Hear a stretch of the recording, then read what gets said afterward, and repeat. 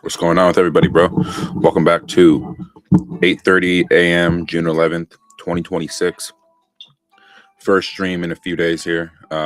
Yesterday, I just wanted to take some time to myself in the morning. I was busy creating my second channel, which I created on Tuesday, late Tuesday night. Haven't uploaded anything to it yet. That channel is going to be specifically talking about gaming and stuff. I did upload a video on this channel going over my thoughts about the Nintendo Direct that happened on Tuesday, and it was just a shit show. If you're a JRPG fan, then yeah, that was the Nintendo Direct for you.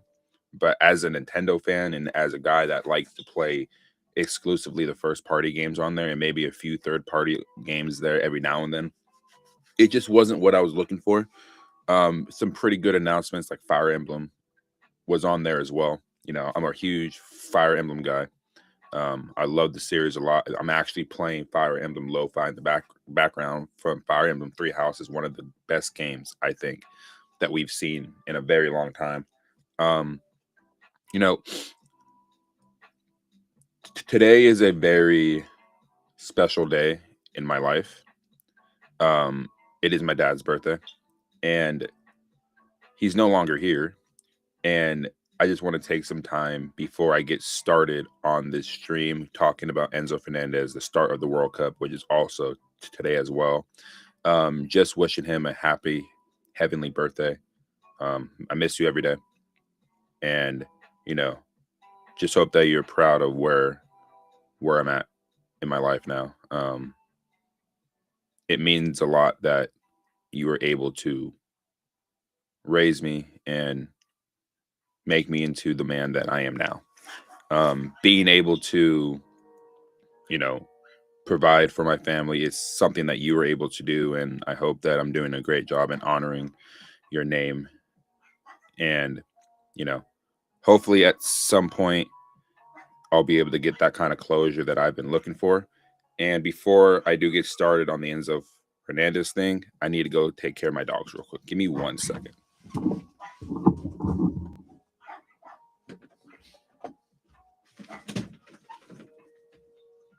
Get in the house, guys. Stop barking outside.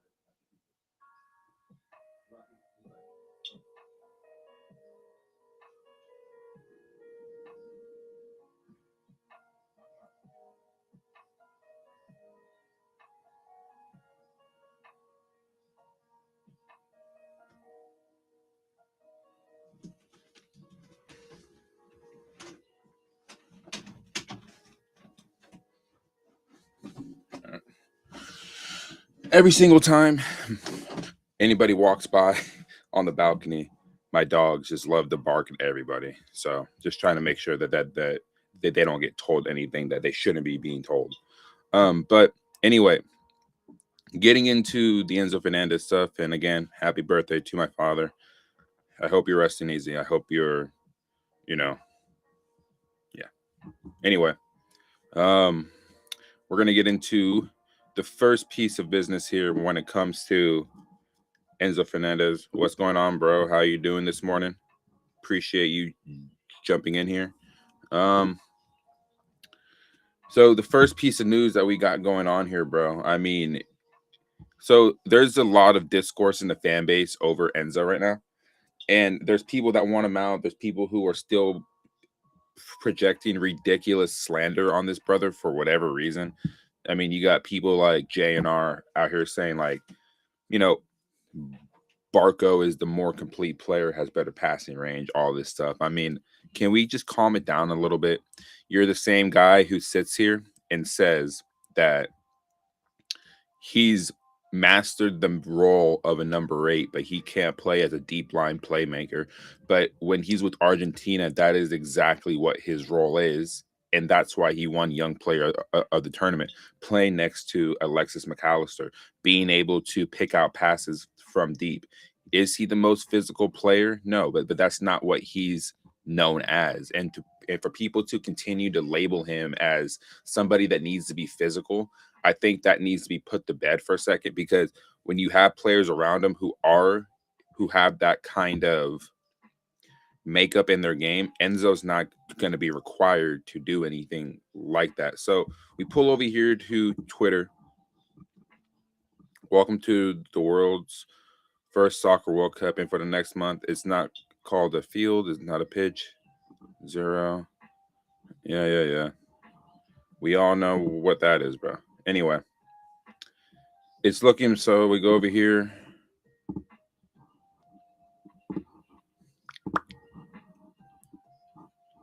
Go ahead and pull this up here. So it says here, it's a crazy market. It's looking more and more likely Enzo will stay at Chelsea.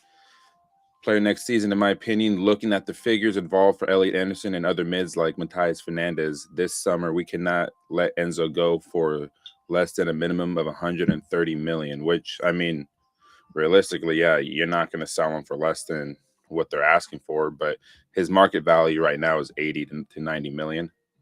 So not really something that, you know, I'm expecting him at this point. Like I keep saying, there's a 50-50 shot that he ends up staying. So we'll see if Real Madrid come in and actually make a bid for him. I doubt it at this point, unless it's a player swap, which, you know, we come over here. Let me see. Yeah, it's right here, actually. Frank Leboeuf and Emmanuel Petit have reckoned that Chelsea should sign Eduardo Camavinga as a part of a player plus cash swap for Enzo Fernandez. I mentioned that a few days ago, that if you're going to go for any player at this point at Real Madrid, you go for Camavinga and you send Enzo the other way plus cash, which wouldn't be the worst deal, because I'd rather get a player back in some cash rather than, you know, 120 million that, you know, the board isn't going to necessarily you know, use right.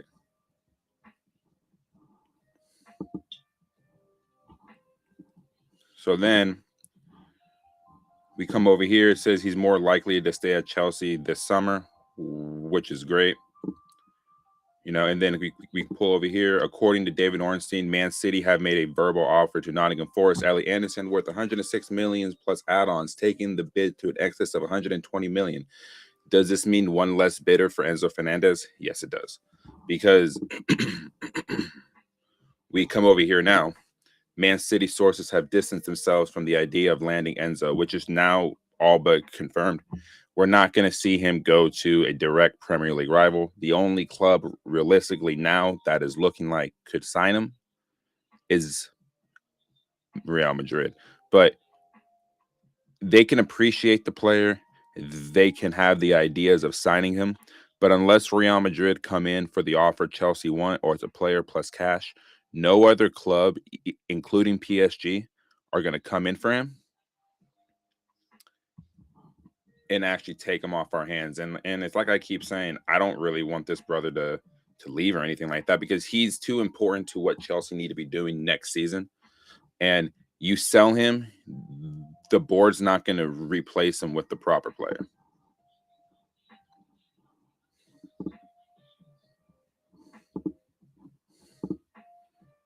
Why did you block your main account? Because you're coming on here, bro, and you're actually being disrespectful. So that's actually the last comment I'm going to read from you. So if you want to continue typing away, I'm not going to bother reading your comments. So go ahead and talk to a wall, bro. Anyway. So the whole thought process here when it comes to what we do going forward as a club, like I keep saying, you don't necessarily have to sell your two most profitable players, I guess you can say, the players that will bring in the most money, when you can sell about 16 or 17 other players within the squad to generate transfer funds to get people into this squad that can make it better. Now, at the end of the day, there's still a 50-50 shot that he stays or he leaves. But realistically, what do I think is going to honestly happen? I think Real Madrid come in, offer a player plus cash, and we'll see if Chelsea bite on it. If Chelsea bite on it and it's a player that they want and it's a player that they can actually work with, I wouldn't mind selling him, but at the end of the day, I'd rather keep him. I'd rather keep him, build the team around the brother, which is why you spent 105 million on him in the first place. But the problem that Enzo is facing now, outside of wanting a new contract, is that his agent has completely severed any kind of negotiating power on his end, because the way that he's conducted himself by trying to get his client out of where he's currently at because of a contract, I think at this point, if there's still no any closer to a contract agreement on an extension and on salary terms, what he needs to understand is that he's going to have to continue playing the way that he played last season to justify why he should be getting paid north of 200,000 a week, which I believe he does deserve it, honestly, because at the end of the day, you got players like Wesley Fofana making 200 grand a week, and he's been on and off the pitch. He's been sent off. He's injured more often than not, and his general play just isn't good, bro. Just is not good. So I'd rather see him stay. I'd rather see him continue his career at Chelsea. But if Real Madrid come in and they offer a Camavinga plus cash, I'll be happy with that kind of deal. But we'll see what happens. Enzo kind of shot himself in the foot during the international break with what he was saying about where he would rather live, speaking on Enzo Maresca, all that stuff. It doesn't help his cause, but at the same time, what we have to understand is, like, just because he says he wants to live in Madrid doesn't necessarily mean that he wants to go there and play. But his dream move is Real Madrid, and that's fine. Like, it should be every player's dream to go play in the Bernabeu. It should be every player's dream to go play for Barcelona, because those are the two most iconic clubs in the world, and that's where ultimately players of his ethnicity, players of his heritage want to end up playing at, because they're continuously in the Champions League and they're continuously in the running for silverware. And that's what players want nowadays, is winning trophies and playing in the Champions League. That's what players want.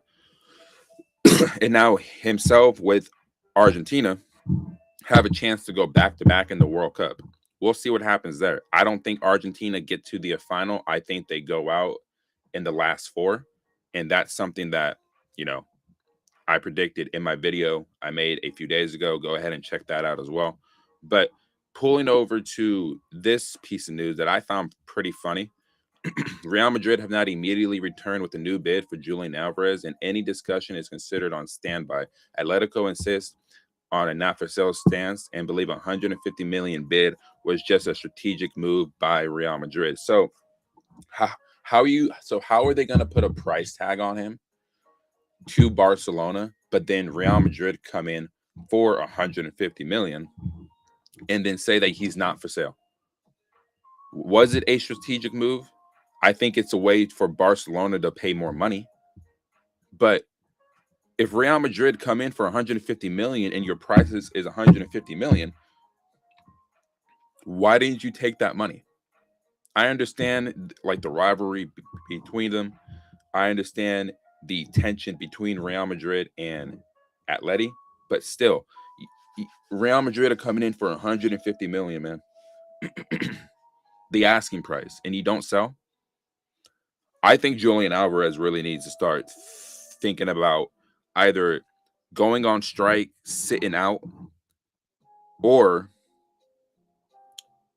just bite the bullet and stay at Atletico Madrid for one more season.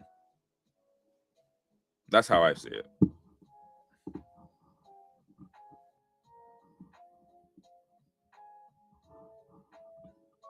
second here. Yeah, give me 1 second, guys.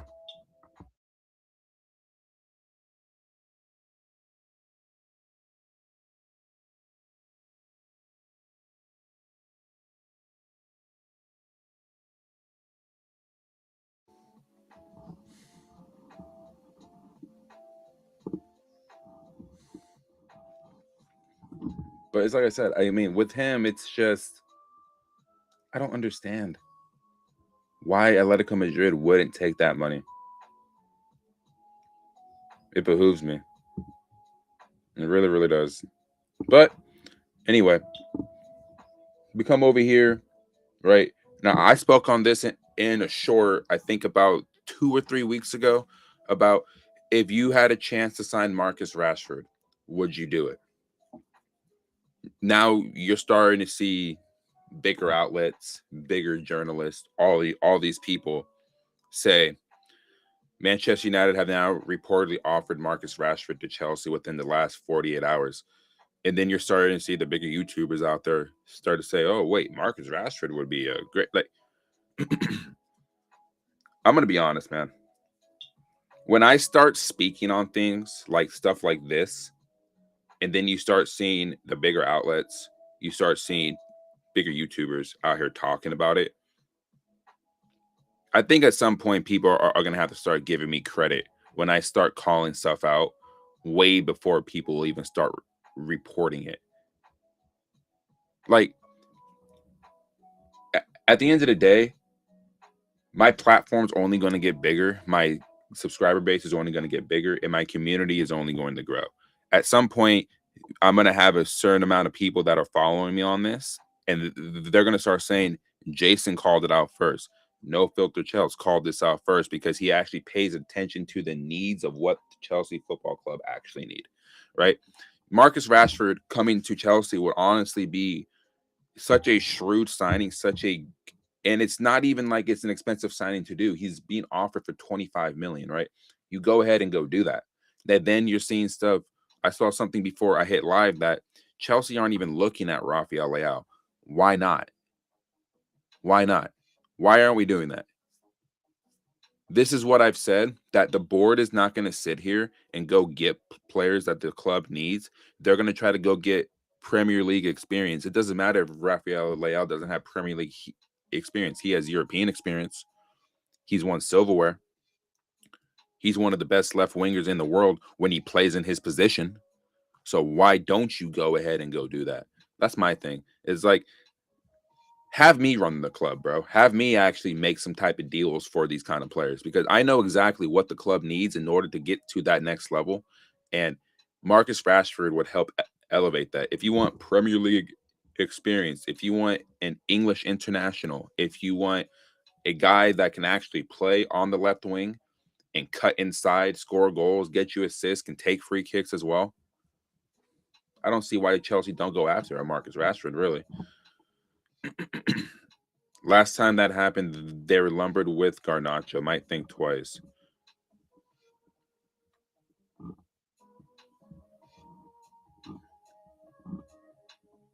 I think people are really. I've always rated Marcus Rashford, honestly, because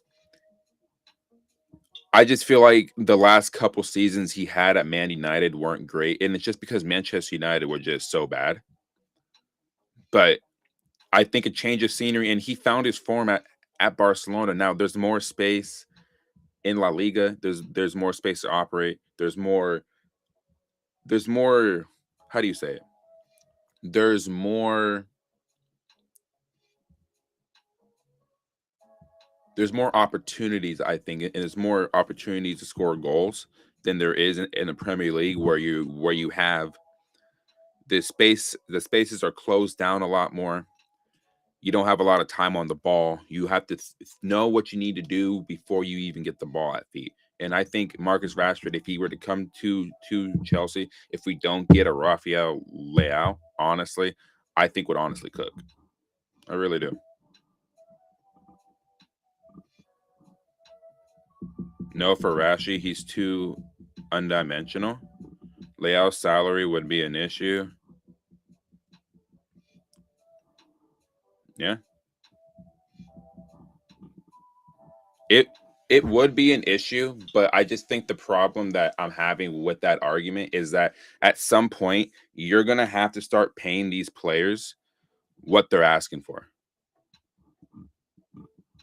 I'd rather take Grealish or Sancho over Rashford. Rashford isn't getting the space to run in behind in the Premier League. Yeah, that's what I said. It's like He's not getting in behind, but what I'm getting tired of, honestly, is the argument that like players can't run in behind. If you have pace on the wings, at some point you're going to be able to get in behind. So I wouldn't mind Marcus Rashford. He would be my second option, honestly. But Rafael Leao for me still is the number one option we need to go get on the wings.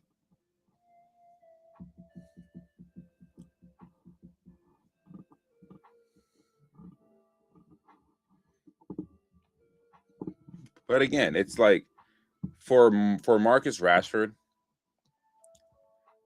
I do think a change of scenery within the league could honestly help him. But it's also about how much are you going to pay him on the wages, I guess.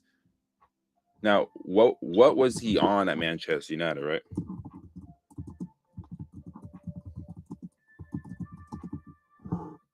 Well, at Barcelona, what was he on?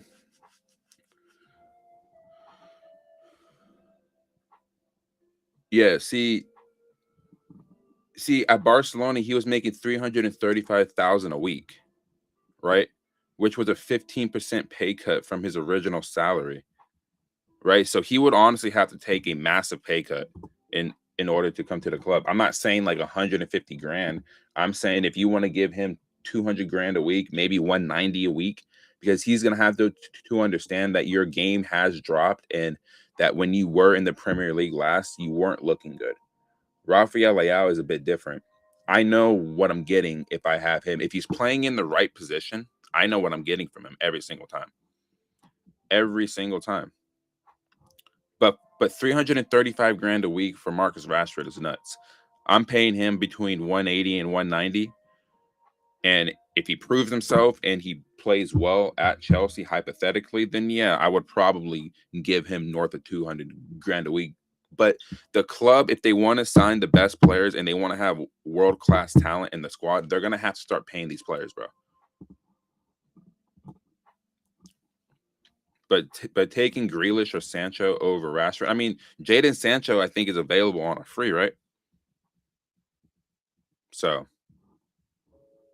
I would take him. I would take him back.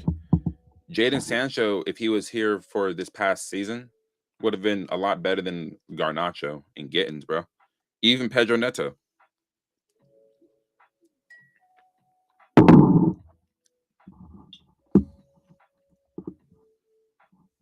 But if there's another thing here that I want to talk about,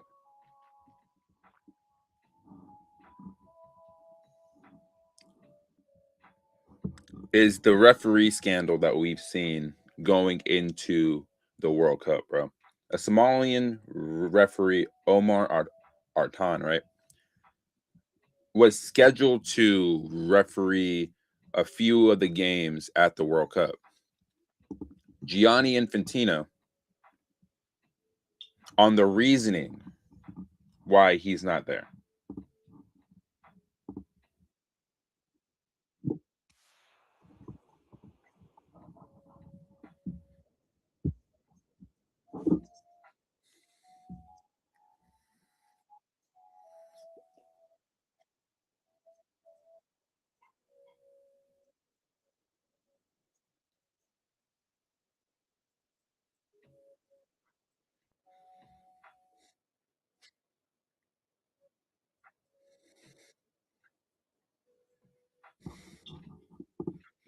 What solutions are you finding if you can't even allow him to rep in the United States? And then on top of that, there's three host countries, bro. He can referee in Canada, he can referee in Mexico, but he's being banned from the United States because of visa issues when he has a valid visa. It's a little crazy to me, man. He's the best referee in Africa, bro. It don't make sense.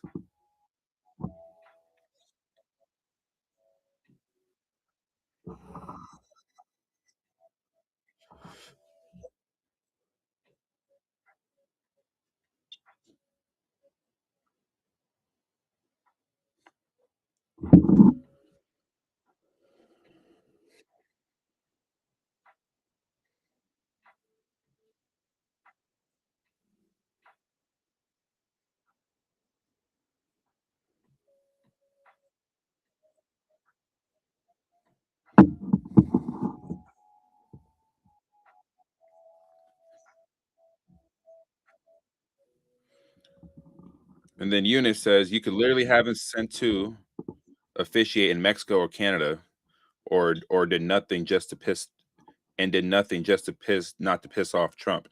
And Donald Trump is a huge issue, bro. Huge issue.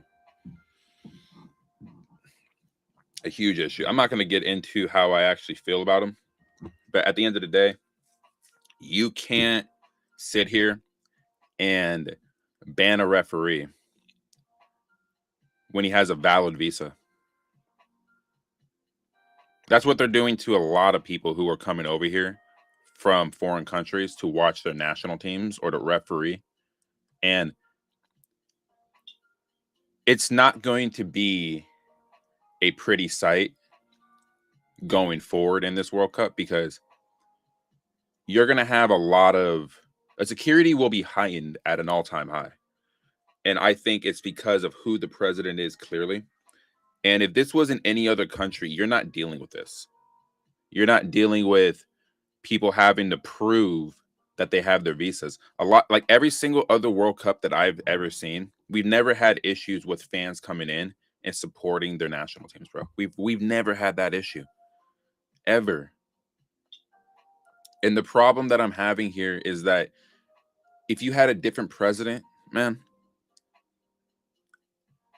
I don't think we're having issues with people coming over here, and the security will always be heightened at a World Cup because of the kind of tournament it is and the kind of spectacle it is, and because of the risk of craziness happening in the stands, outside of the stands, outside of the stadium, going to the game. But it's just a sad sight, dude. It's just really sad. I don't agree with it. I hate it. And I feel like you should be getting opportunities. If you are the best referee on your continent, you should be able to ref at the World Cup, bro.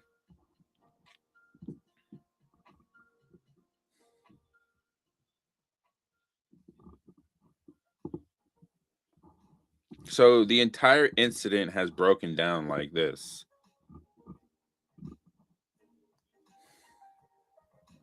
Yeah, it's not just the Orange Man. It's the entire U.S. establishment with their Big Sam approach to the world. Yeah, it is. It really, really is. Right. And then going over the entire thing, right? He flew from Istanbul and arrived at the Miami International Airport on Saturday to join the FIFA World Cup refereeing camp. Detention. Border officials interviewed him for 11 hours. 11 hours, bro. You're interviewing a guy for almost half a day, questioning his travels, Somali politics, and the Al-Shabaab militant group, right? Despite having a valid U.S. visa and proper FIFA documentation, he was placed in a holding cell and sent back to Istanbul. You place the guy in a holding cell? Like, for what? If he has a valid visa and proper FIFA documentation, and I'll show you this, proper FIFA documentation, why are we holding this guy? Why are they holding him in a holding cell, dude? For what, right? In the tournament status, FIFA confirmed that Artan was unable to participate, train, or officiate in the World Cup, which is crazy, bro. Controversy. Critics, including former U.S. Secretary of State Hillary Clinton, condemned, and I don't like her at all, but she condemned the barring of credentialed officials. The incident sparked wider concerns regarding strict immigration policies and the Trump administration's travel restrictions affecting World Cup participants. The next steps here, right? Artan has since returned back, where he received a hero's welcome, and he was selected to officiate the UEFA Super Cup match between PSG and Aston Villa on August 12th. I mean, you want to talk about one of the most what it's just sad, dude. It doesn't make any sense to me, right? You have proper documentation, you have a valid visa, you should be able to come into this country. But then there's people who will say, well, he's linked with a terrorist group or whatever. Like I don't believe he is, really. Thoughts on the Arda Guya rumor? I'll get to that right now, actually. But going back to that, bro, it's just like this is one of the most disgraceful stories leading into the World Cup I've ever seen.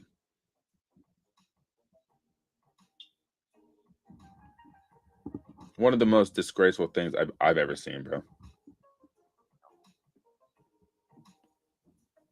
And it's great that he's being hailed as a hero in his home country, and he should be. He was regarded as the best referee in the African continent in 2025. Somebody like that should absolutely be refereeing at the World Cup. Absolutely should be doing that. But the thoughts on the Arda Guya rumor? Well, let me go ahead and take a look at that. Because I did see something about that, and it is something that we could talk about here. Give me 1 second.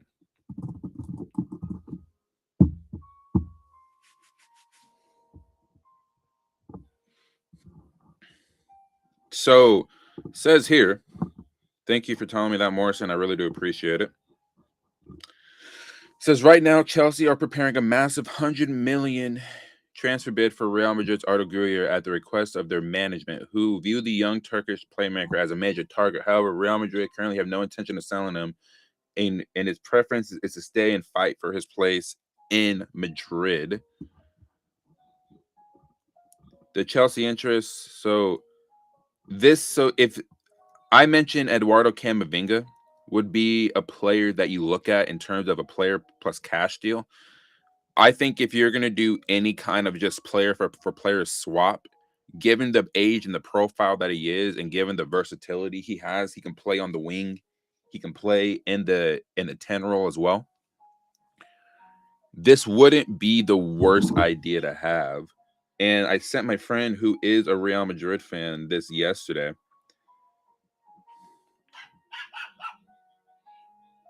Right? So let me go back to Twitter, pull up the secret source, because he's one of the people that I'm paying a real close attention to here, because it's actually right here. Right? So Chelsea's mission is to sign Arda Güler. The player loves Xabi Alonso, and Xabi considered him his best player at Real Madrid, which is high praise given who's on that team, right? Jude Bellingham, Valverde, Mbappe, Vinny, great players. Still very early, small talks with the players' camp in recent hours. The move only happens if Enzo goes to Madrid. Chelsea have been cleared that they want a hybrid attacker, versatile and top level. They believe within the hierarchy that Güler would be open to joining the Blues because of Xavi. Keep an eye on Morgan Gibbs-White and Rodgers too. So, what are my thoughts on him?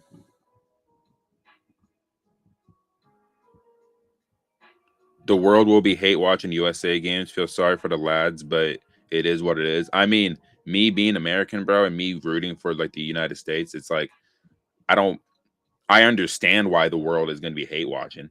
I really do. And like, I'm not even in support of what they're doing to a lot of foreign travelers coming into the United States to come watch their national teams play, bro. Like, I'm not a fan of it. I hate it. I like the World Cup is supposed to bring the world together for a month and celebrate what this sport really means as being the best sport in the world, as being the most beautiful sport in the world.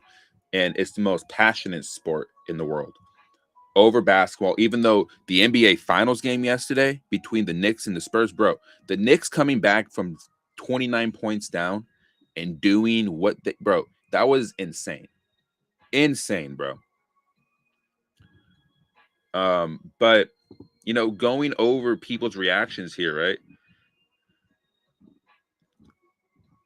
I mean, Enzo Fernandez is keen on a move to Real Madrid, but Real Madrid are unwilling to meet Blue Gold's asking price. So if CFC LDN exploring including Real Madrid player as make way to help to get the deal over the line, save face from the embarrassment of losing their marquee signing in his prime.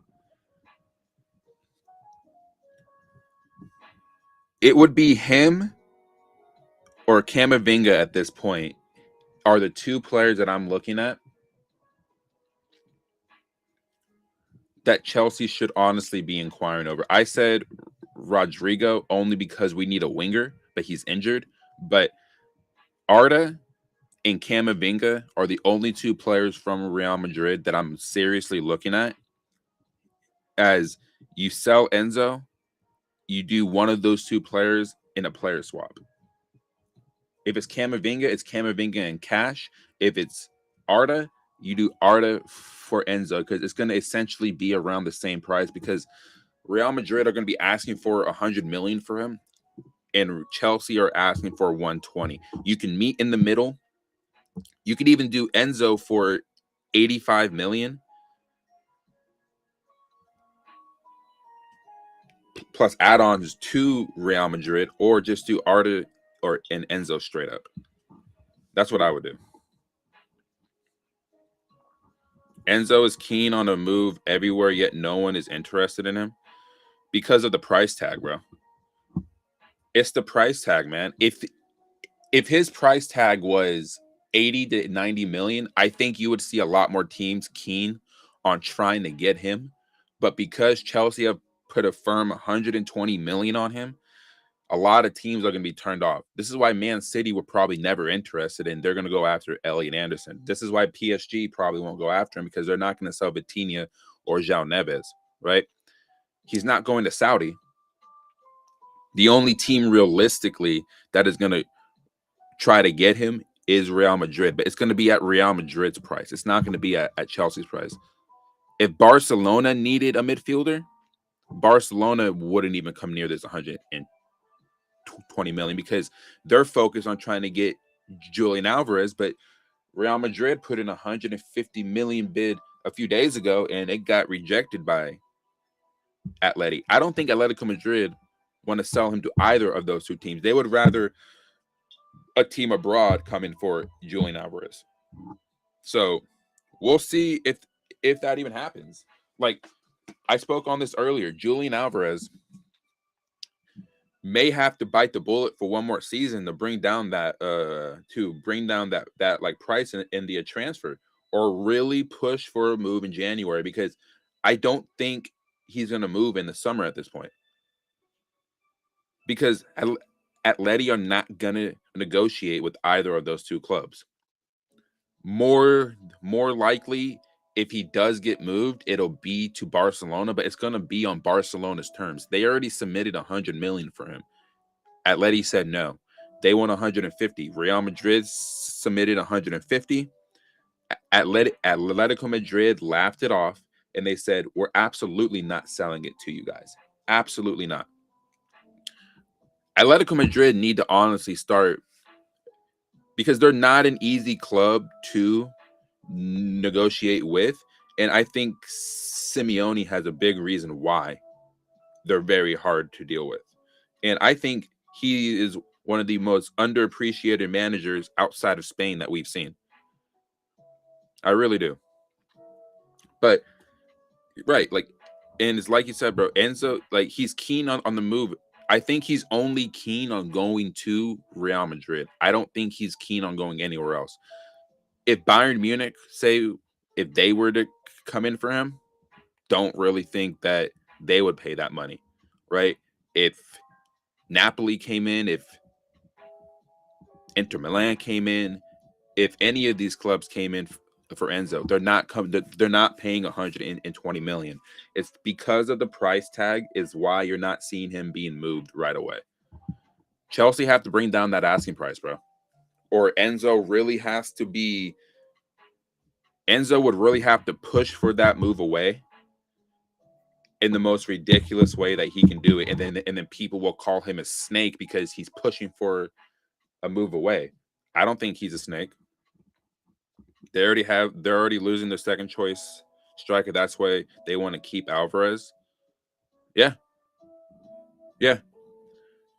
But I mean, I just find it crazy, honestly, that if 150 million your asking price is put on the table, you're saying no to that. 150 million, Atletico Madrid can go get two, because they're in the Champions League also. They can go get two strikers for what, like 80 million if they really wanted to.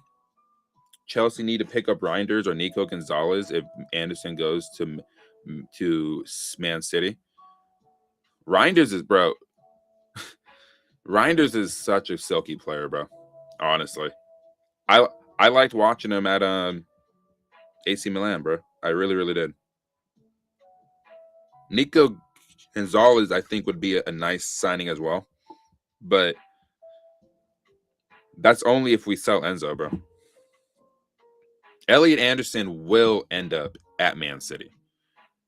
It's just a matter of trying to find that fee. I think it's realistically what's holding up that deal is, for one, the appointment of Enzo Maresca, and two, I just think the base fee needs to be a little bit higher. Even though he's not worth 120 million, Alvarez is not worth 100 million. 150 million is too much. How much? So if you're Atleti, right? How much? What is your valuation on Julian Alvarez? In my opinion, I think 80 to 90 million, not 100 to 150. That's too much. Even though he's a good player, he dealt with injuries. I think 80 to 90 million is more realistic than 100 million or 150. Barcelona put in 100 million and it got rejected. And then I think the way that Atletico Madrid is handling this, though, is very childish. Very childish. But they're holding firm that they want to keep their player, and that's something that I can respect. Chelsea are doing the same thing in a sense, but you're pushing away a lot of clubs for that price tag. 120 million for Enzo Fernandez is not what he should be going for, bro. He should be going for a little bit more than 80, but just less than 90. I'm saying 85 plus add-ons. For me, 90 million, City sold him for 90. Yeah, you get what you paid for him. Atletico Madrid are going to have to bring down that asking price of like you said, 90 million would probably get that deal done. But Barcelona offered 100. Atleti can't go back now and say, "Oh, well, can you guys do like 90 million?" No.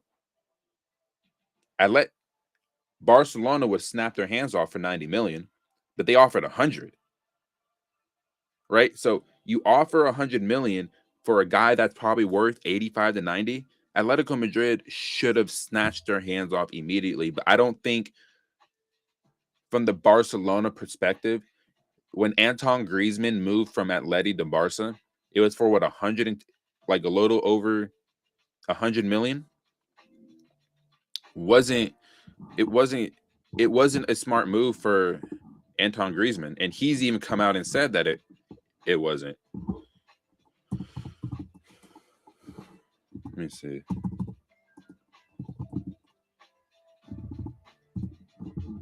Yeah, Barcelona paid 120 million for Anton Griezmann in 2019. I don't think Barcelona is just trying to avoid the same situation all over again. But the key reasoning and why that happened was because Barcelona triggered his buyout clause after it dropped from 200 million to 120. So what's Julian Alvarez's release clause here?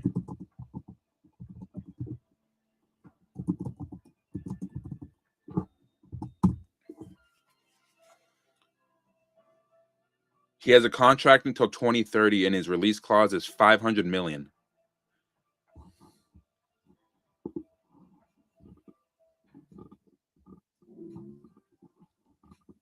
At this time, my mind does not feel connected to Enzo Cuckoo. Hell, if Palmer wants to leave, he is welcome to leave if he gets us 150 million.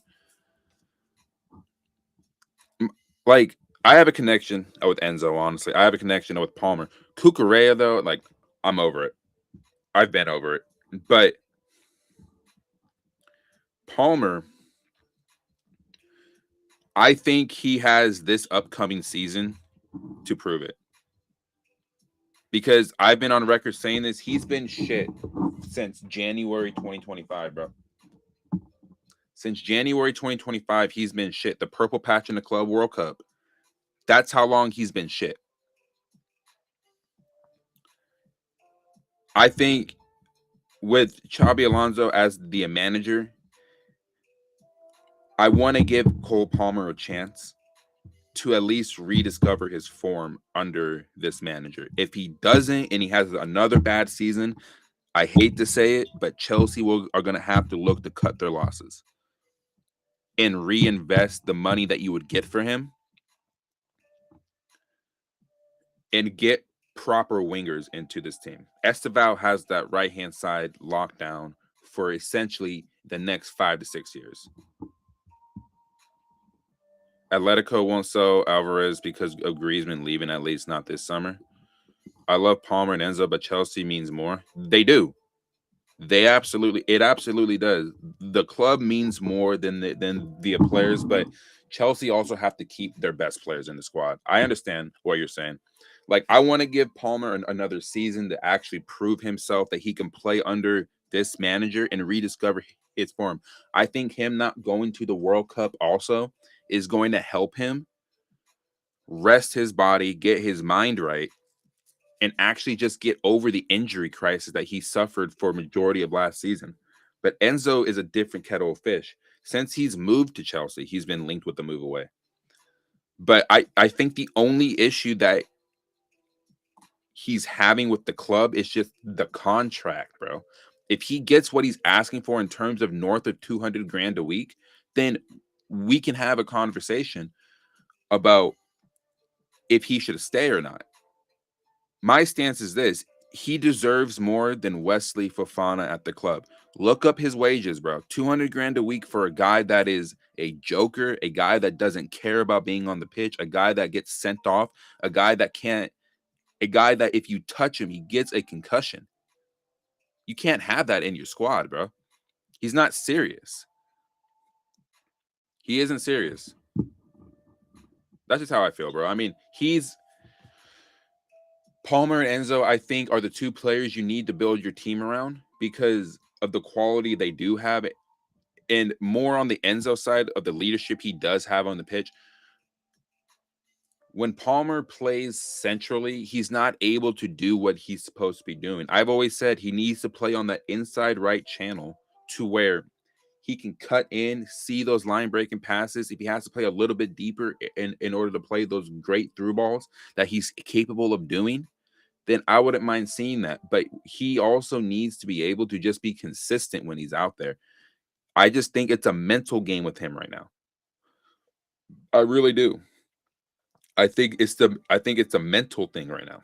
If he can get over that mental hump and he can be more consistent on the pitch, I think we have potentially a world-class player on our hands. But the middle of the 24-25 season and basically the entirety of last season, Cole Palmer has been shit. And this is why he's not in Thomas Tuchel's World Cup squad. Did people see Noni Madueke's miss yesterday?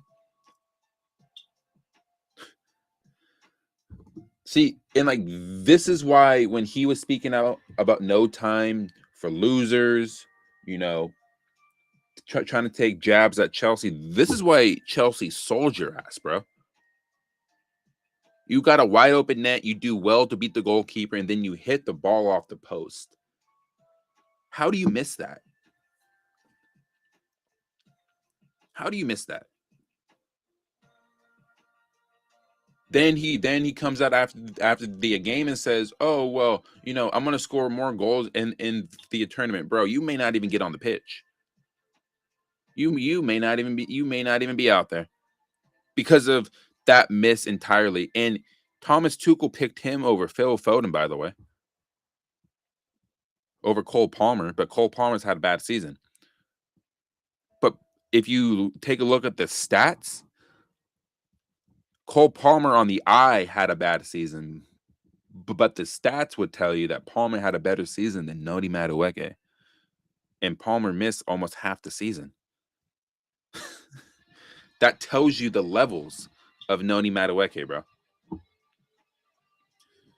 Arsenal fans, I hope you guys are going to enjoy that for the next 3 or 4 years. One of the biggest front runners I've ever seen in my life, man. So, getting into the FIFA World Cup today, bro. I mean, about less than 3 hours, you got Mexico hosting South Africa in Mexico City, and then you got South Korea versus the Czech Republic at 7 p.m. West Coast time. And honestly, man, it's great. It's great that this tournament's finally here. It's great that we're going to be able to see the world's game being here for the next month. In Palmer's bad season, he had 11 goals in all competitions. That's what I'm saying. Noni Madueke had what exactly? Let's take a look at Noni Madueke's stats before I go back to the World Cup, man. Like, I'm telling you, man. I think I went over this a few days ago. Noni Madueke made 26 appearances, scoring 3 goals, providing 1 assist. He had 16 starts and 10 substitute appearances, right? It's oh my god. In all competitions, bro, he registered 8 goals and 3 assists. It's so bad, bro. It's so bad, man. And people really want to start saying that we made a mistake in selling Noni Madueke. Really? We upgraded with Esteval, bro. In Esteval's first season, and he missed a good portion of it as well.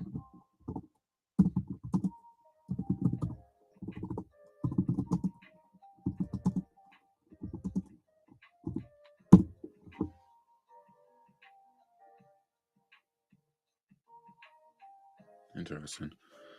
Esteval this season in all competitions, 9 goals and 2 assists. Now, granted, he was injured. Noni Madueke, from my memory, don't remember if he was injured that much. We have a future Ballon d'Or potential here, bro. On our right wing. You're not saying that about you are just not saying that about Noni. You never will. It's like you said, in Palmer's bad season, he has 11 goals in all competitions. Noni Madueke found a way to only have 8 goals and 3 assists in all competitions, bro. Which equals Palmer's goals, right? If we look at Cole Palmer's goals and assists in all competitions, bro.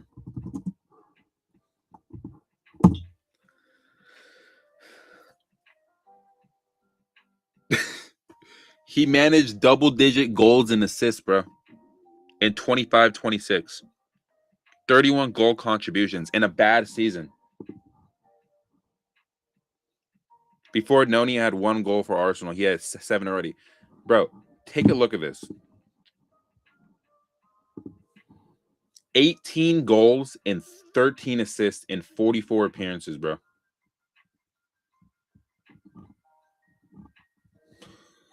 It's like, it's insane, dude. In a bad season, he had 18 goals and 13 assists, man. That's a bad season. Imagine if he was in form all season. I'm just trying to tell people, bro. Just trying to tell people. Give him a chance to cook under a different manager and give him a chance to cook when he's actually mentally right and he's over these injuries. We have a world-class potential on our hands here in 2 different positions. On top of, you have João Pedro still. You find a way to keep Enzo, right? You still have Moises Caicedo. You still got Reece James. All I'm saying here is this, honestly, and I haven't really shown my face at all this stream. Hold on. Put this over here for a second.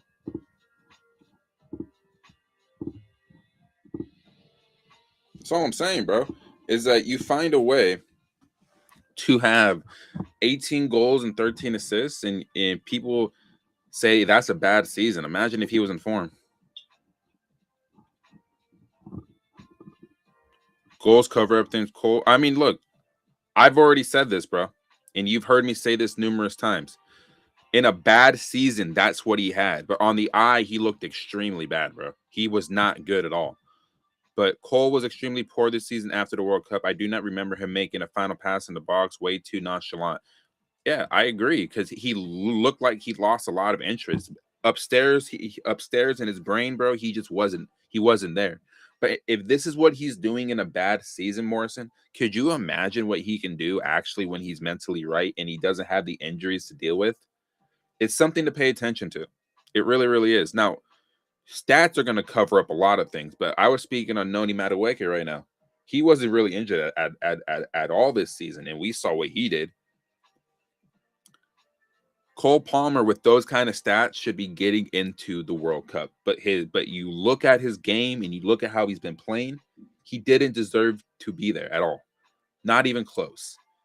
Right? But when you see tragic misses like what Noni Madueke had, I'll say this: if Palmer is in on that, I feel like he does score that. I feel like Phil Foden scores that. I feel like Jared Bowen scores that. Marcus Rashford scores that. Harry Kane definitely scores that. Even Eberechi Eze, the guy that missed a penalty in the Champions League final, he probably scores that. Right?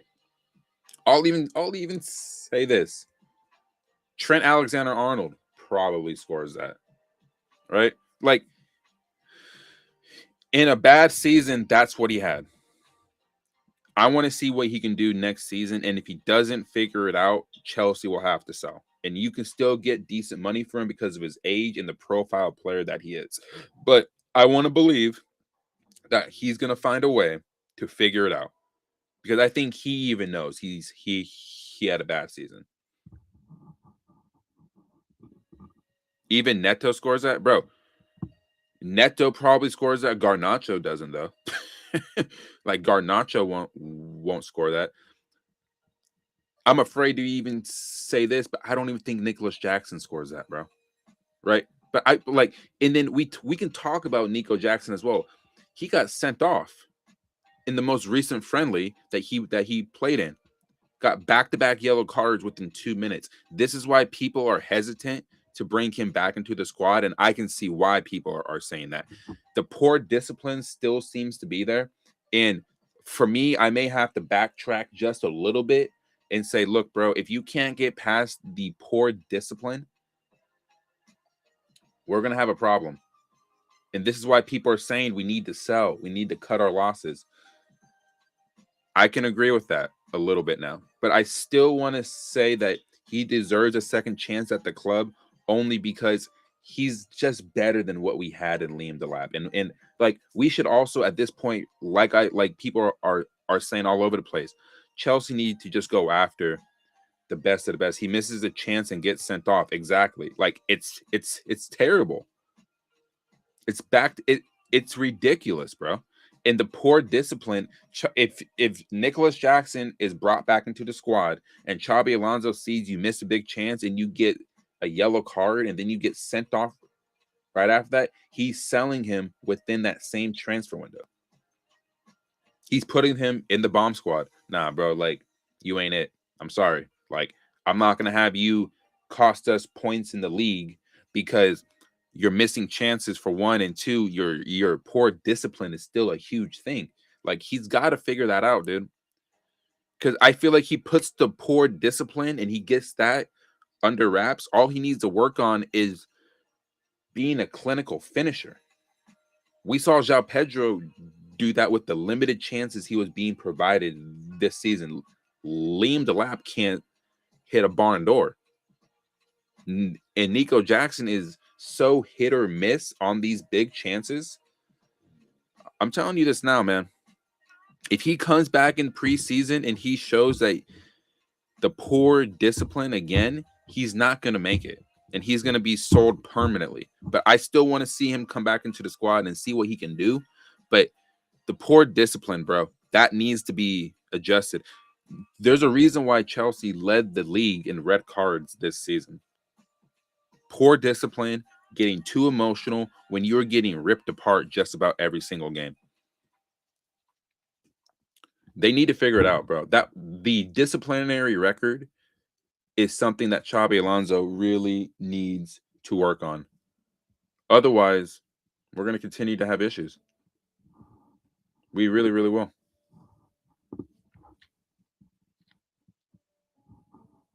And this part here, I found to be interesting. Let me go ahead and show you this on screen real quick, because I'm gonna get out of here soon. Actually, even at work today, we're able to wear our jerseys to work. So, need to figure out what jersey I'm gonna wear today, honestly. But it says here, Chelsea hold no interest in either AC Milan forward Rafael Leao, who wants to leave this summer, or Juventus striker Dusan Vlahovic. Chelsea are looking for a versatile attacker, and it's understood Leao is not one of those being looked at. I think that's a mistake, bro. This team wants to continue to find versatile attackers. Arda is fine. I'm cool with that. But can people explain to me when we've ever won silverware? Right? When we've ever won silverware when we've been in high possession. Every single time we win silverware, honestly, we've been a counter-attacking team. We've been that team that has 35 to 40% possession, and we hit them on the counter.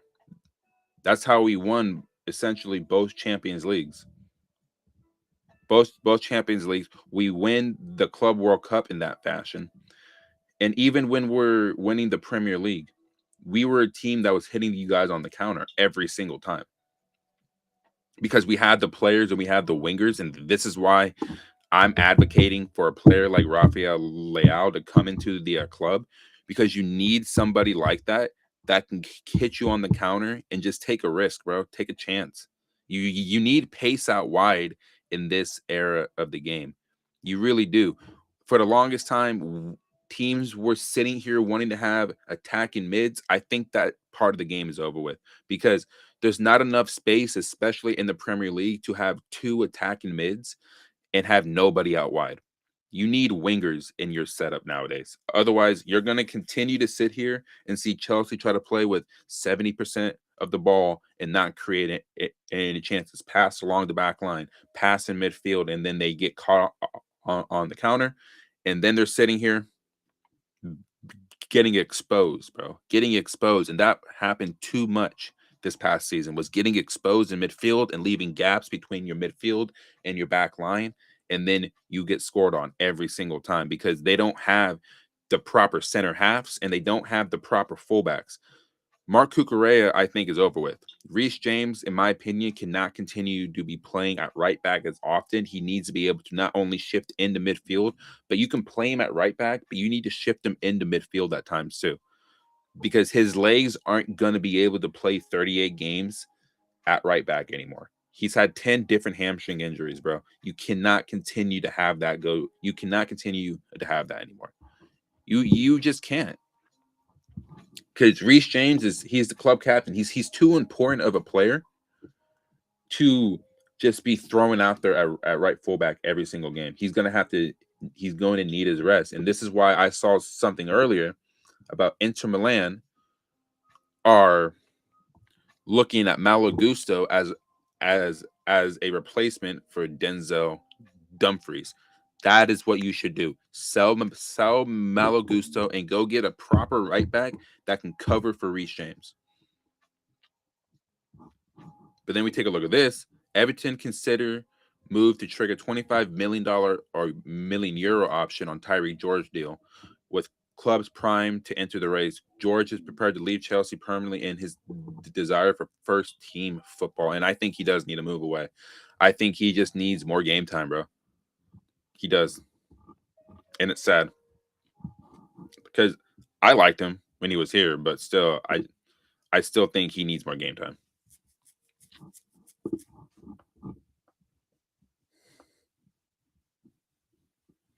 Last few weeks, we've seen Gordon go to Barca for 85 million. Atleti reject 150 million for Alvarez. Forest reject 105 plus 15 for add-ons for Anderson.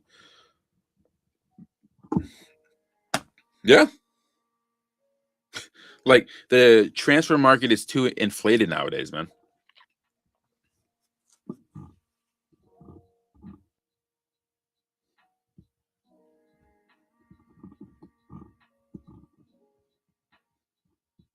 And this pissed me off too. I saw this yesterday, and like being a 49ers fan, bro, seeing the Seattle Seahawks win the Super Bowl where the 49ers play around, it was just it was just a huge slap in the face. And now Todd Bowley,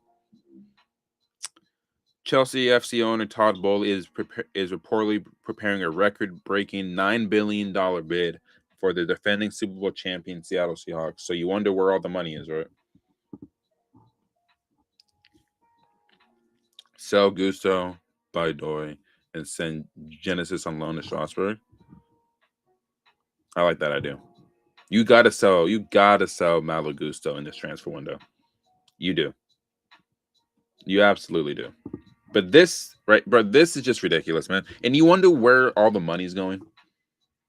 Feliciano is on the verge of purchasing the San Diego Padres for $3.9 billion, and Todd Bowley's is about to spend $9 billion on the Seattle Seahawks, bro. Like, come on, man. That's $13 billion just down the fucking drain.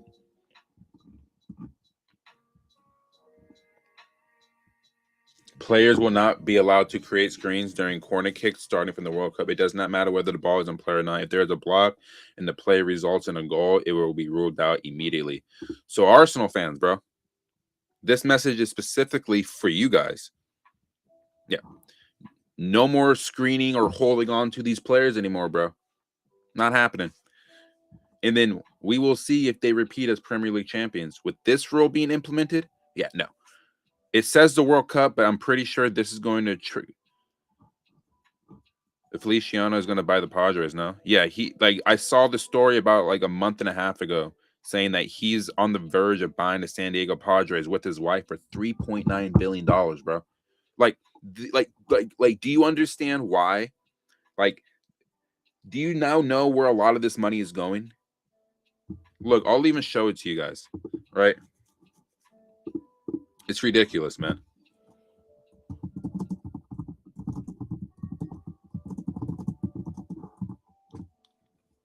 Yeah, look at this shit. It's right here. I saw this story May 2nd of 2026, bro. The San Diego Padres are in the process of being sold to private equity billionaire Jose E.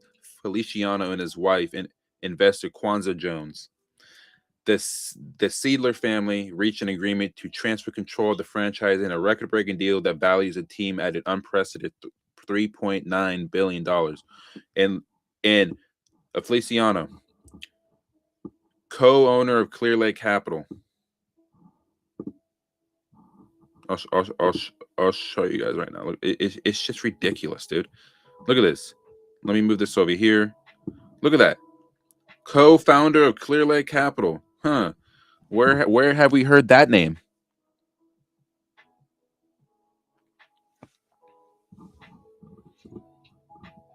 How many sports teams do these people need to buy?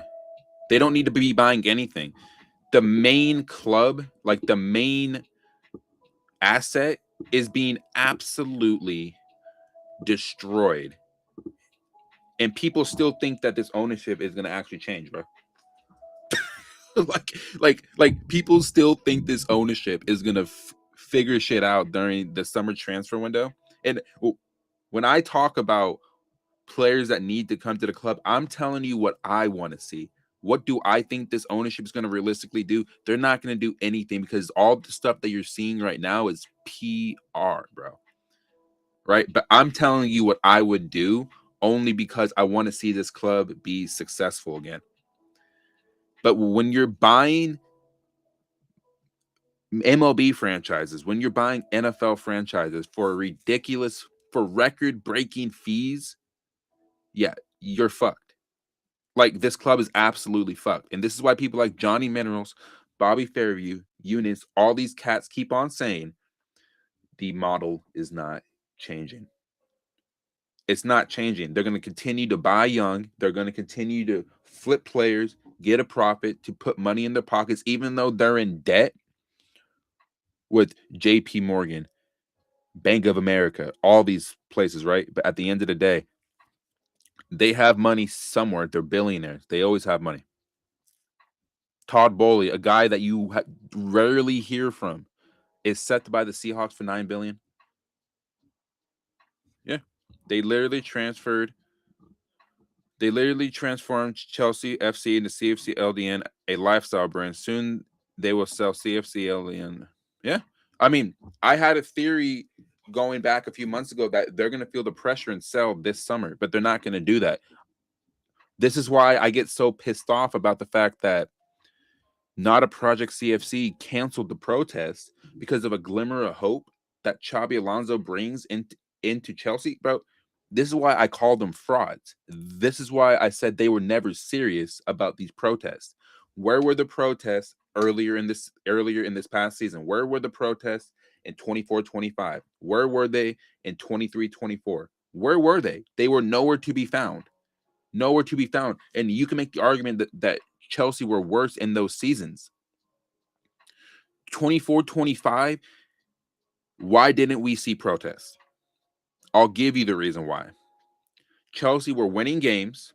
They were in a great run of form in the first half of the season.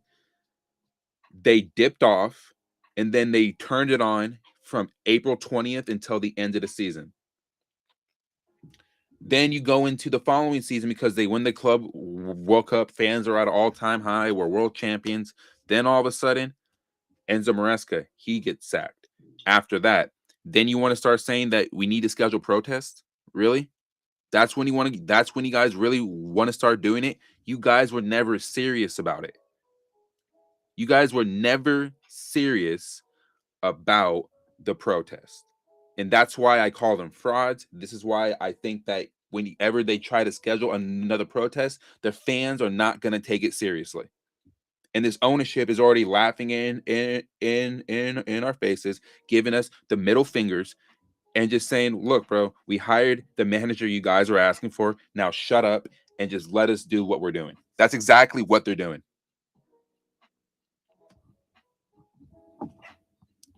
That's my whole stance on it. But with that being said, man, I need to get out of here. I need to get ready for work. Yeah, the logo has already changed and it's sad. But did you see the news about Bernardo Silva? No, I haven't, but I'll take a look at that as I'm off stream. But I need to get ready for work right now. My dogs are out there going crazy again for God knows what reason. But I should be actually tomorrow. I won't be on stream. I have my daughter's graduation tomorrow morning, but I think after that I'll probably jump on here for about a half hour to an hour or so to see what's been going on. The World Cup will be going on. The United States does play tomorrow, so I'll be watching that as well. Clear Lake very wisely invests money in mouths like people like Matisse, RP Journalism, Goldberg, CFC Pies, who sway opinions. I think Matisse is the only guy who's been consistent on Blue Co out. I mean, I've seen him on TalkSport. I've seen him on a lot of other platforms say that he wants them out. So I disagree with you on that part. But Goldberg, like Pice, and all these other guys, Nini, a lot of these other guys, I feel like at this point are mouthpieces for Blue Co. But I'm gonna get out of here. I'm Jason. No Filter Challenge. Drop a like, comment, sub, share. I do have a second channel. It's not really active yet, but on that channel I will be talking about games and all that stuff. So go ahead, check it out if you haven't. It's called Jason